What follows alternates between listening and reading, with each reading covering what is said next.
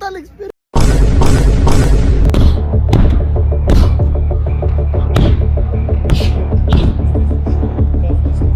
Alex भाई आपकी fight आ रही है, आप फाइट भी कर लीजिए। तो finally guys, Alex Pereira versus Ankalaev is here. Alex Pereira the biggest star of UFC, basically active star of UFC, क्योंकि स्टार तो जॉन जोन्स भी है और वो अभी एक्टिव नहीं है प्रोफेशनल फाइटिंग में। ही इज नॉट एक्टिव, वो फाइट कर ही नहीं रहे हैं मेरे दोस्तों में स्पिनल से, और प्रोफेशनली वो एक्टिव नहीं है। शायद वो घर पे भी एक्टिव ना हो, क्योंकि आजकल कोई मार दाड़ की हमने न्यूज सुनी नहीं है। मे बी वो उनका पर्सनल मैटर है, उसमें हम नहीं घुसते हैं। बट इस वीकेंड आ रही है एलेक्स पेरेरा की फाइट। संडे सुबह को होगी एलेक्स पेरेरा की फाइट मैगोमेदेव एनक्लायेव से यूएफसी लाइटवेट टाइटल के लिए, क्योंकि पेरेरा इस वक्त हैं चैंपियन और पेरेरा इस वक्त हैं शायद यूएफसी के सबसे बड़े स्टार। तो पहले बात कर लेते हैं एलेक्स पेरेरा की स्टार पावर के बारे में, और उसके बाद बात करेंगे कि वो क्यों हारने वाले हैं ये fight. So let's jump into it. इस वक्त ये कहना बिल्कुल भी गलत नहीं होगा कि एलेक्स पेरेरा यूएफसी के सबसे बड़े स्टार हैं। कॉनर मैकग्रेगर बेसिकली उनसे बड़े स्टार है, but he is not fighting anymore. तो एक्टिव फाइटर्स में एलेक्स पेरेरा सबसे बड़े स्टार हैं। उनकी फैन फॉलोइंग है, बेसिकली वो इंग्लिश नहीं बोलते, उसके अलावा भी उनकी पूरी फैन फॉलोइंग है, लोग उनके पीछे दीवाने हैं। अभी हाल ही में एक उनकी वीडियो आ रही थी जब वो ऑस्ट्रेलिया गए थे, शायद तब की है वो भाई है, जिसमें वो फैंस को पैसे दे रहे हैं, कैश बांट रहे हैं। देखो यार कितना सारा पैसा है। वहाँ पे मेरे दोस्त फ्रांसिस ओंगानो लड़के चले गए कि उनको पैसा नहीं मिल रहा है। रोज फाइटर ये कह रहे हैं कि उनको पैसा नहीं मिल रहा, और यहाँ देखो पेरेरा के पास कितना पैसा। वाइट ने ये वीडियो देखी और उन्होंने ये कहा कि इसीलिए तो मैं पैसा देता नहीं हूँ इन लोगों को, ये हैं देसी पहलवान, इन फाइटर्स को पैसा खर्च करने का नहीं आता। अगर मैं सबको ऐसे पैसा बांटूंगा तो करेंसी की वैल्यू गिर जाए। जो जिम्बाब्वे के साथ हुआ कि करेंसी की कोई वैल्यू ही नहीं रही, वो यहाँ भी हो जाएगा। इसीलिए डाना अंकल पैसे देते नहीं है फाइटर्स को, ये उनका कहना है। खैर इकोनॉमिक्स की क्लास यानी वो देखनी है तो मेरी बीवी के चैनल पे चले जाना, वो आपको बेटर कंसेप्ट बता पाएंगे इकोनॉमिक्स के। फिर बात कर लेते हैं एलेक्स पेरेरा की। एलेक्स पेरेरा की वीडियो आ रही थी, वो स्पार कर रहे थे हमारे दोस्त डिल्डो डेनिस के साथ।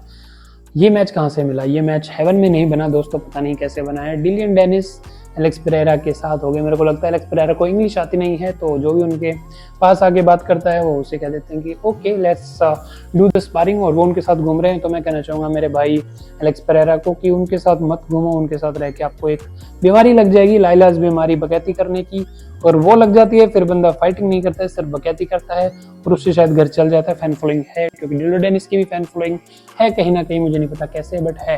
एलेक्स पेरेरा अपनी फाइट के अलावा सब काम कर रहे हैं, और कुछ दिन पहले शॉन स्ट्रिकलैंड के कॉर्नर में भी खड़े थे जब उनकी फाइट थी ऑस्ट्रेलिया में डीडीपी के साथ। उनका डीडीपी से कुछ अलग लड़ाई चल रही है, वो हमें नहीं पता, बट वो वहां घूम रहे थे। तो फैन का बैकलैश आया कि आप अपनी फाइट पे ध्यान क्यों नहीं दे देते, आप अपने आप को स्टार बना रहे हो, आप इधर घूम रहे हो वहां। तो एलेक्स पेरेरा ने उसका बचाव भी किया कि मेरे को काम था इसलिए मैं गया था।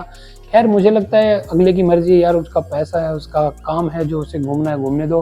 वैसे भी हमें बिगड़ा हुआ अमीर कॉनर मैकग्रेगर ज्यादा पसंद है एक ब्रोक जेरेड कैननियर से।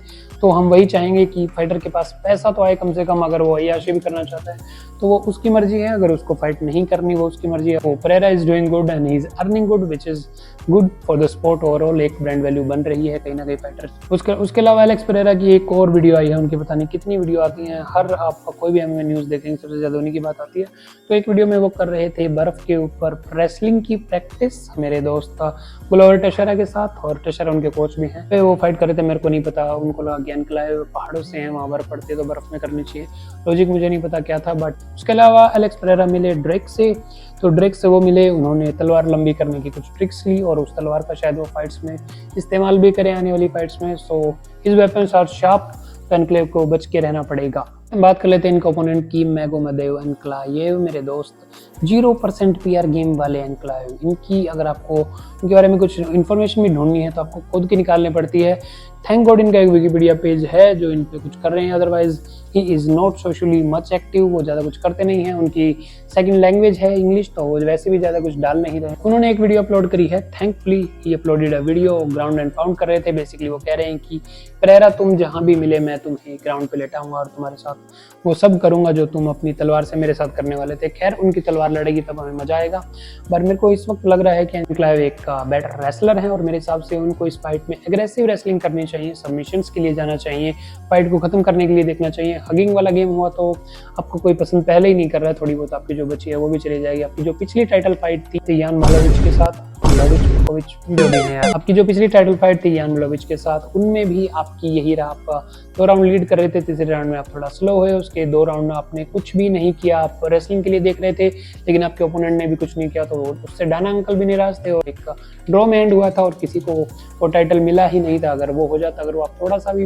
एक्टिवली कर लेते तो आज आप लाइट हैवीवेट के चैंपियन हो जाते। और मेरे को लगता है अगर वो एक बार चैंपियन बन गए तो उन्हें हराना बहुत मुश्किल है, बिकॉज अभी तक वो नॉकआउट नहीं हुए हैं, उनके पे एक सिर्फ उनकी हार है, वो भी सबमिशन की है और वो भी 1 in a million टाइम्स होती है उन फाइटर के अगेंस्ट है जो मैं क्या बोलूँ उनके बारे में यार। मेरे को लगता है एंक्लाइव इज़ ए बेटर फाइटर, उनकी चेन इतनी भी खत्म नहीं है जितना लोग सोच रहे हैं। मेरे को लगता है इज़ ए गुड स्ट्राइकर। मेरे को लगता है पूरा एलेक्स पेरेरा के साथ जो मैच है उसमें अगर एंक्लाइव ने थोड़ा सा भी एक्टिव होने की कोशिश करी तो वो फाइट जीत जाएंगे, उन्हें बहुत ज़्यादा डल होने की जरूरत नहीं है, अच्छा ग्राउंड पाउंड करेंगे तो वो मैच आराम से जीत सकते हैं मेरे हिसाब। मेरा हॉट टेक इस पूरी फाइट पे ये है कि मैगोमेडोव एंक्लाइव अपनी बोरिंग फाइट स्टाइल से ये फाइट जीत जाएंगे, बिकॉज एलेक्स पेरेरा को काफी कुछ देखना है। एलेक्स पेरेरा का 1 डायमेंशनल गेम शायद एक्सपोज हो जाएगा इस बार, because it's been too long कि वो एक स्ट्राइकिंग के बेस पे उड़ते चले जा रहे हैं, कोई अच्छा रेसलर आए और उनको खत्म करे ताकि वो फ्री हो जाए अपनी लाइट हैवी वेट डिवीजन की सारी ड्यूटी से। जो कि जो सुपर फाइट्स हमारे दिमाग में है वो 1 फाइट डीडीपी के साथ उनका मैच हो सके, वो नीचे जा सके,